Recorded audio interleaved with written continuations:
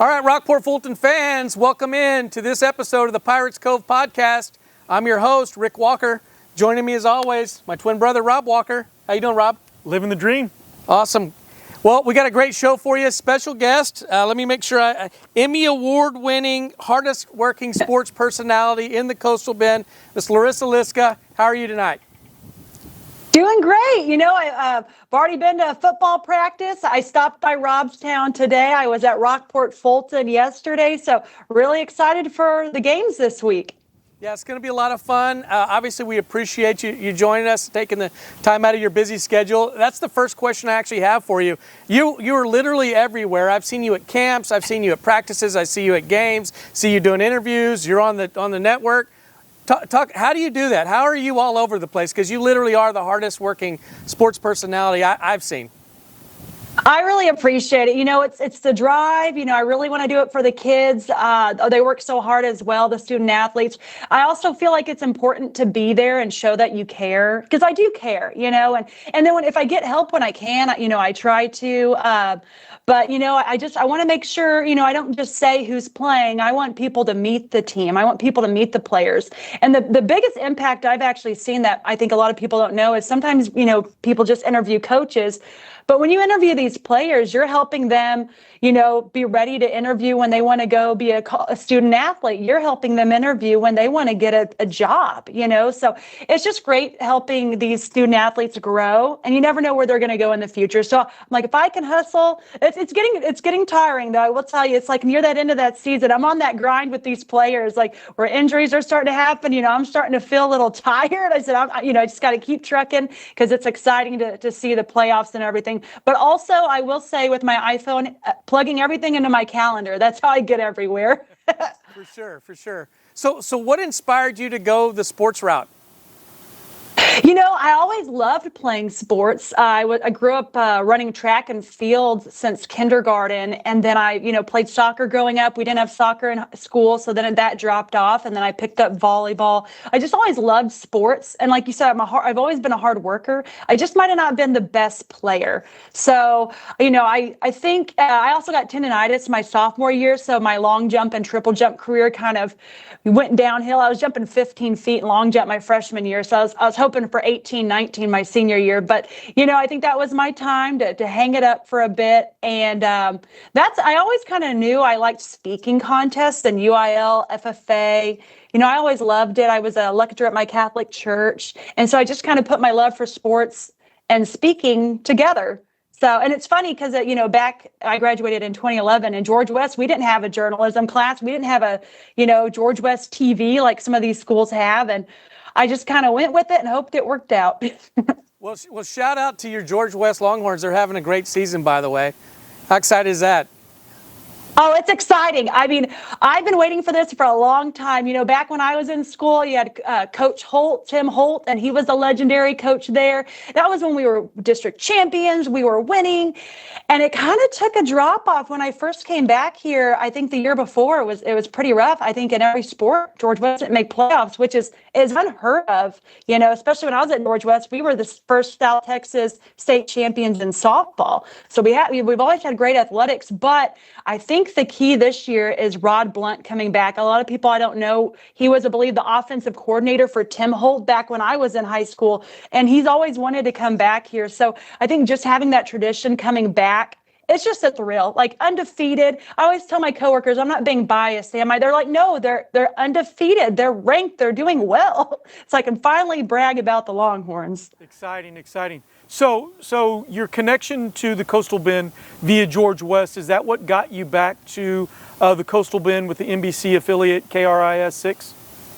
It is. I've always kept, you know, the Coastal Bend on my radar, and definitely something I wanted to do to just come back, give back. And it's home. It's familiarity. You know, I always knew growing up Refugio down the way, always had a lot of talent. Now I get to see it, you know, for myself firsthand. You know, I know like Rockport's always been fun to see. Our rivals growing up, Orange Grove's doing well. You know, it just felt like home. And I felt like this is a place that helped me get to where I want to be. And now I want to help, you know, everybody else get to where they need to be. For sure.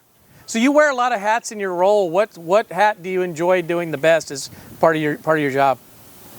You It's actually a hat I don't get to wear for these Game Night South Texas live TV games. I love being on the sideline with the camera, shooting the highlights. The biggest thrill for me is when a player makes a big play and I shoot the highlight well, because sometimes they fake me out, and I get I miss it. But my biggest thrill is when they make the big play, I follow the ball in the air or what have you, and I capture it. They run to my camera, do a celebration shot. That's when I'm just smiling ear to ear. Awesome. So you've been doing this, since 2022?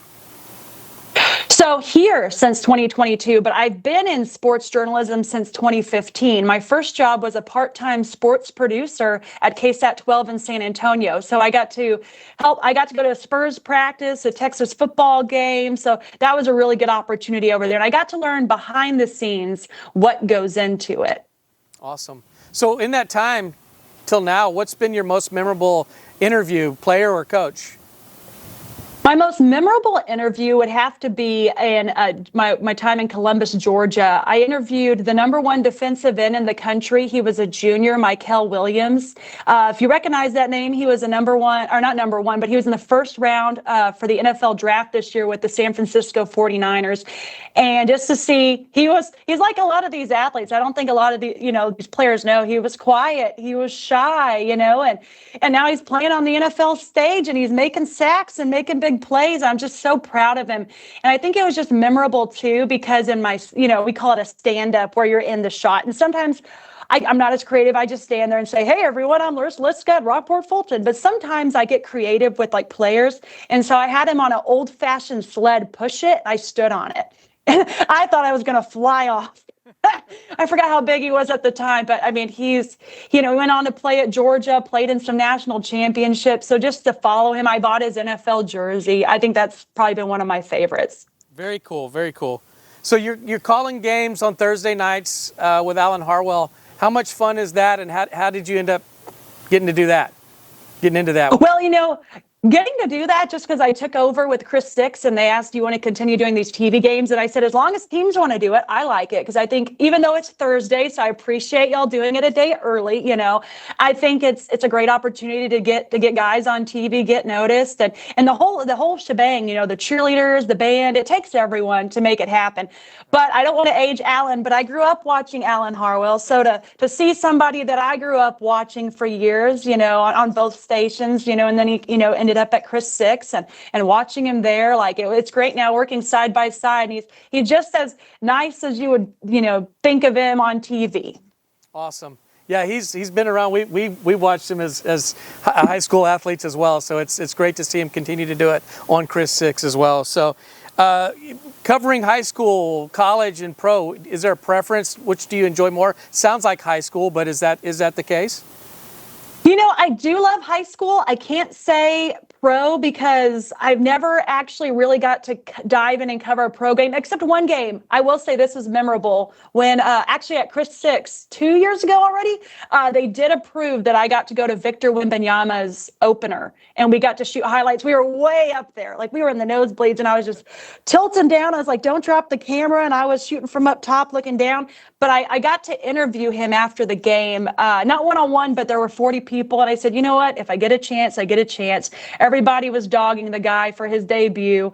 And, he scored 9 points in the fourth quarter. It took some time, but he got it. So that's what I asked him about, getting that chemistry and building it. But I will say probably one of my favorites is college football, just because I've had the pleasure of covering Auburn, Alabama, Georgia, Joe Burrow at LSU, and just those environments were what you see on TV. They were epic. The lighting. I remember I got to shoot highlights when Joe Burrow, LSU was at Alabama. The president of the United States was there. Wow.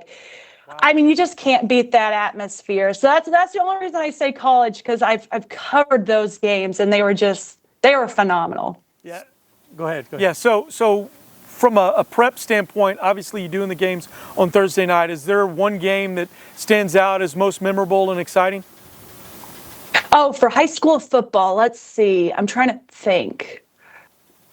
Oh, let's see. It's like state championships. We've been close. We've been close since I've been here. In football, we haven't quite got it. I remember I covered Refugio a few years ago, and gosh, they had a really good chance. We were talking about off camera the other night. With Carroll and Cal Allen, just they were great the year before, and Carroll ended up getting it done. And then this year it was great again. You down to the last minute, you got the kickoff return for a touchdown, and before that, Carroll had just scored, but Cal Allen gets the win. Even last week, I didn't get to go cover it, but my coworker, Cal Allen Tolosa Midway, like all the close games, the thrills. I don't really know if I quite have a favorite, but those are just so exciting to see the battles, to see the, I hate to say this part, but like the heartbreak, just the passion. It's great to see. Great theater, great TV, right?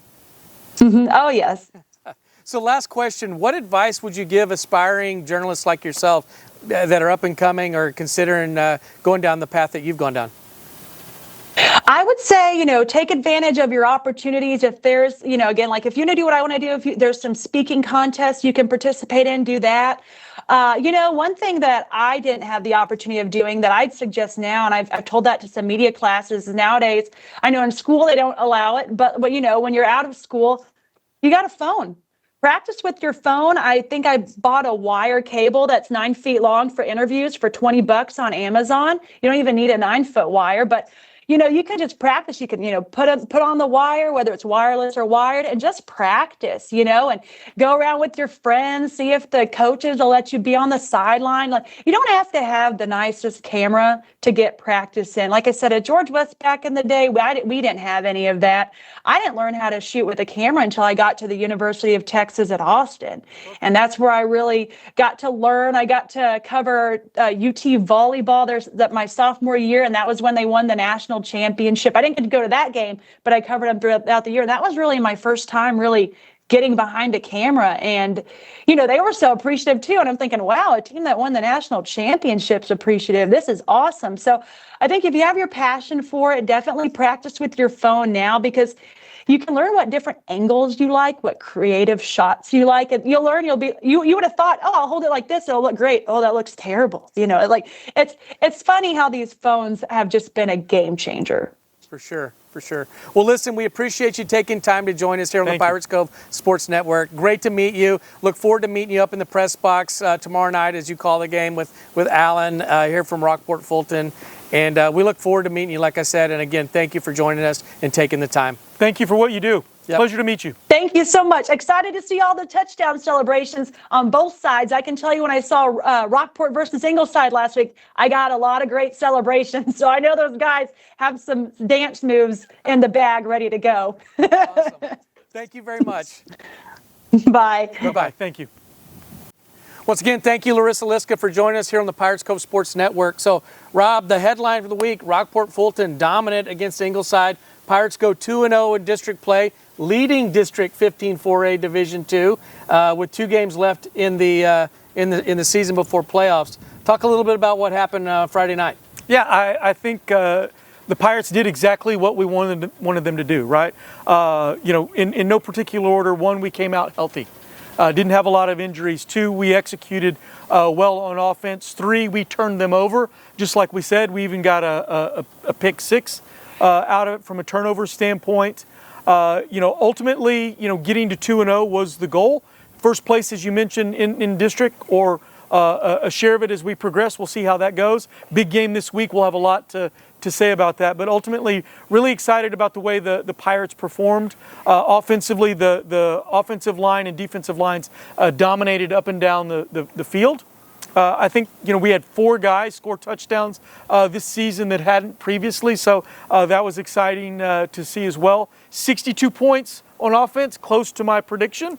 Unfortunately, we did give up 21 in total, not on defense, 14 on defense and 7 on a special teams play. Really got to shore that up. That's an opportunity for us. I know the coaches continue to focus on, but ultimately we got out of it exactly what we wanted to against the Ingleside Mustangs. For sure. I mean, again, get the W, obviously. Healthy number 2, I think, is a great call out.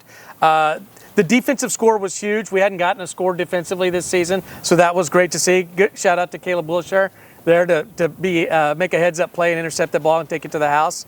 But a lot of people made it in the end zone. It was just a fun game, very enjoyable game to call. The game was never really in question. Ingleside is who we thought they were. They're talented, but they're young.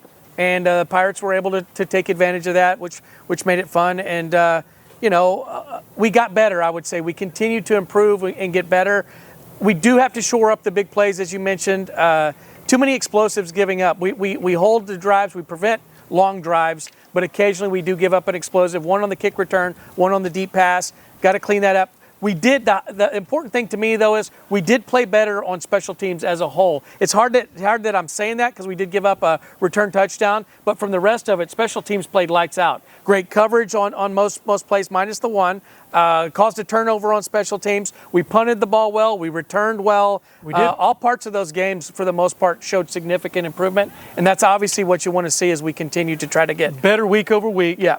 Yeah, without a doubt. And when I look at it, they're well coached too. Coach Travis Chrisman does a great job. They had a fourth and short, I believe a third and short or fourth and short.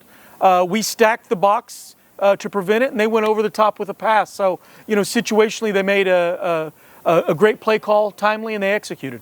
Yep. So again, fun game. Pirates get the win, 2-0, and again, like we said, currently in the lead for District 15 4A Division II. And as Coach Souza likes to say, we're on to Robstown. We're on to Robstown, and that's going to be an interesting game, Rick. Obviously, a lot on the line. District, championship in play here. Both teams undefeated in district. Robstown coming off a bye, they're 1-0. Rockport Fulton, your Rockport Fulton Pirates 2-0 in district, and the outcome of this game is going to be very impactful to a share of the district championship. If the Pirates win, your Rockport Fulton Pirates win, no matter the outcome against Sinton, we share a portion of the district championship. Yeah, and I'll be honest, it's good. Obviously, you want to win district, but I would love to see us win it outright and get it done and finish district undefeated. No doubt, but you can only do it one game at a time, and that's what's at stake Thursday night. Yeah, right now we've got to beat Robstown tomorrow night. Simple as that. Be 1-0 at the end of each week is what Coach Souza likes to tell me repeatedly, by the way. Yeah. I love that he sticks to it, but we do need to be 1-0 after Robstown. After the fourth quarter come Thursday night. So what are the Spears & Co. Keys of the ball game against Robstown, Rob? Yeah, very similar to Ingleside. So let me start here. Coach Crowley comes in with his Robstown Cotton Pickers to Rockport 6-1, which is exciting for them. They haven't been 6-1 in a long time. 1-0 in district, as I mentioned. Very confident ball club that has battled some injuries and overcome them. They put some kids in some unique positions. They brought some kids up. I watched them recently on their podcast talk about some of the young kids they brought up from JV and how they've performed. But ultimately, they've risen to the occasion every week except for Carrizo Springs. They're coming off a bye, so they've had plenty of opportunity to prepare for the Rockport Fulton Pirates, and they've faced a slot T one time before already in the season. They beat the Moody Trojans 28-14, a slot T team. So they have what they believe is a formula that I believe that they'll really bring to bear Thursday night.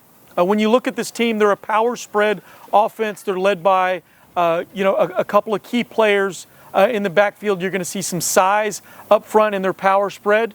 But I do expect him to throw the ball. Quarterback number 15, Trevin Crowley, is the leader of it. They'll look to pass the ball to number 2, Tim Sanchez. He's their playmaker. When they look to make a big play, he's their guy to do it. He'll wear number 2. Very athletic and is a big play catching the ball out wide, or when they put him in the Wildcat at quarterback. But they'll throw the ball, and then in the backfield next to him, they'll have Isaiah Gutierrez, number 26, big back. He's 6 foot, 200 plus pounds. Slow to the hole, quick through, a load to bring down, and so you'll see them run the ball with him, and then throw the ball outside to number 2. Defensively, I think is where they shine, Rick. They only give up 11 points a game.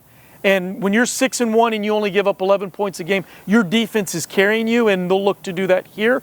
As they match up to these Rockport Fulton Pirates in the slot T that we run, I expect them to put 8-9 in the box to blitz gaps, to run through, to tie up our offensive line, run through the lane and have a linebacker run free. Number 4, Ricardo Rodriguez, is the guy that does that. He is a playmaker. They're very small at linebacker, but fast, sideline to sideline, and really make plays with their linebackers. And I would expect them to do something similar here on Thursday night. You mentioned power spread. We've seen lots of spread offenses all year long. This will be the first time I'd say we're facing a power spread offense, so it should be interesting. They do some unique things. For instance, they put two backs right next to the quarterback, which typically the quarterback sits in the middle and a back on each side. That's pretty unique. They try to run a quarterback power. Power's with, what, 26? Yeah, 26. Yep. Yeah, and he is a big back. So Pirates defense is going to have their hands full there. But again, I think it's going to be, the key will be whether or not the Pirates can efficiently continue to move the ball with our slot D offense. So. Without a doubt. And I look to see what Crowley looks like. He has been banged up a bit on his knee. He's got a big brace. He's a dual threat. Last year, he scored 30 touchdowns, actually 14 in the air, 16 on the ground. So it hasn't been the same thing because they haven't needed him to do that, number one. And number two, that knee has limited his ability to run with the football. Last year, he did give the Pirates some fits running the football. They very close battle over there in Robstown, 27-14. The Pirates came out on top.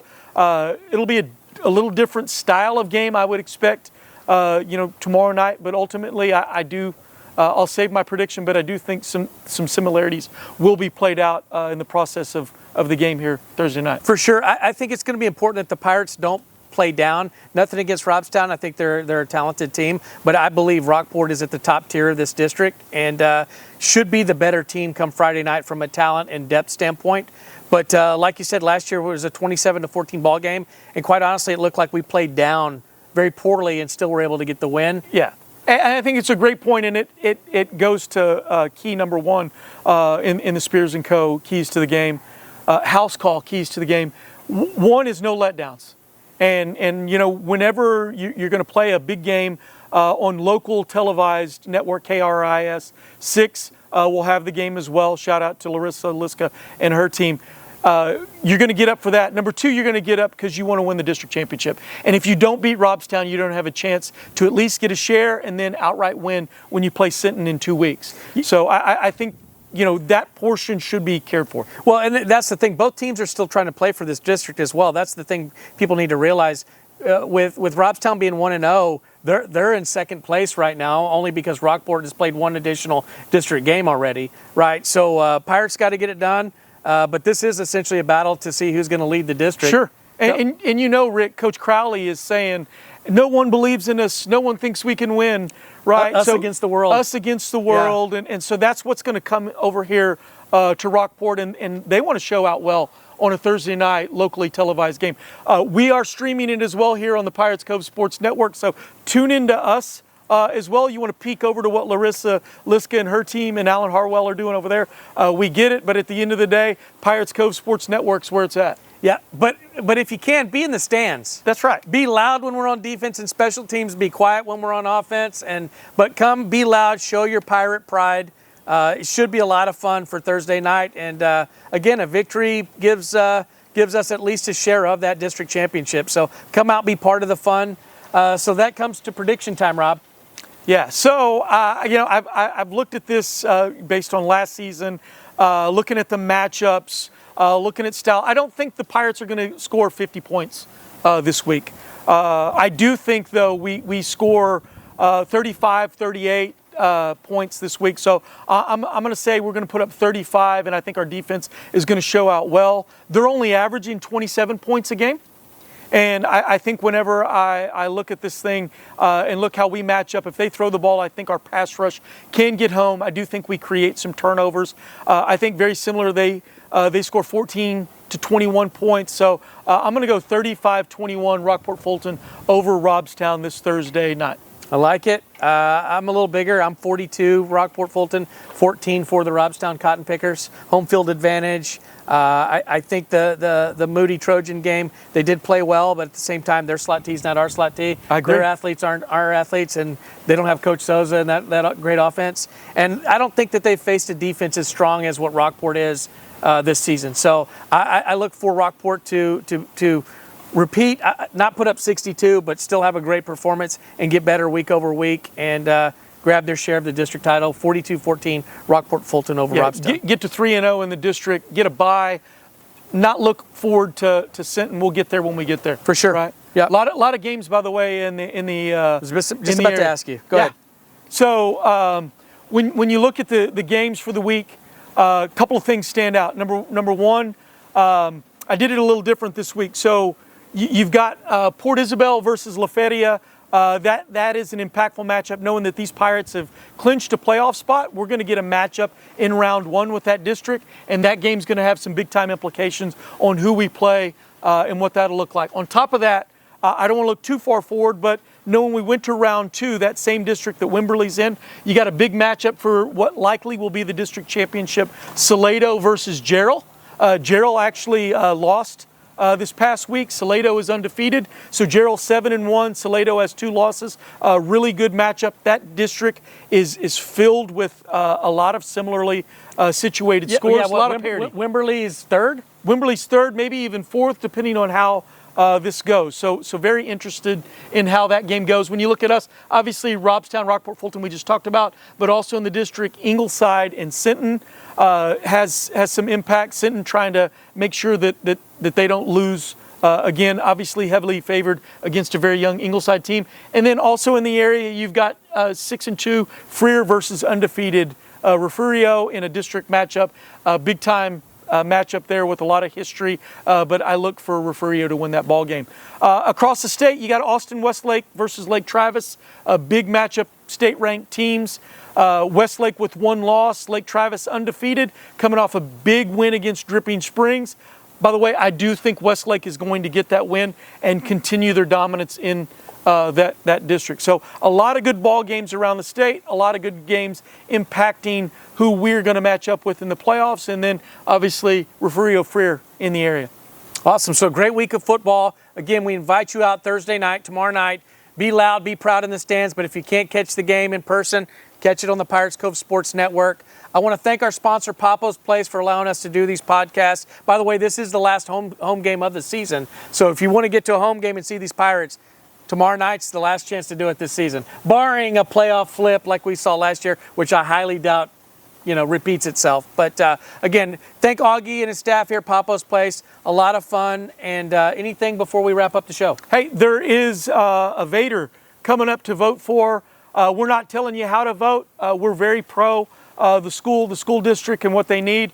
There's not a lot of options for the school district to get money. This is one of them to do it. It's not our favorite way because of the recapture, but the net of it is if we're not able to do it this way, likely that means a bond. Either way, taxes go up or the kids go without. And so we don't want to see that. Other options take time or require massive amounts of donation. We just ask that you support the schools, and the best way that you can do that is to go vote. Either way you vote, we support you. We just want you to vote. So appreciate that. With that being said, that wraps up our show. Again, I want to thank Larissa Liska for joining us. Great interview. Appreciate her coming on. Great interview. With that being said, go Pirates. Go Pirates.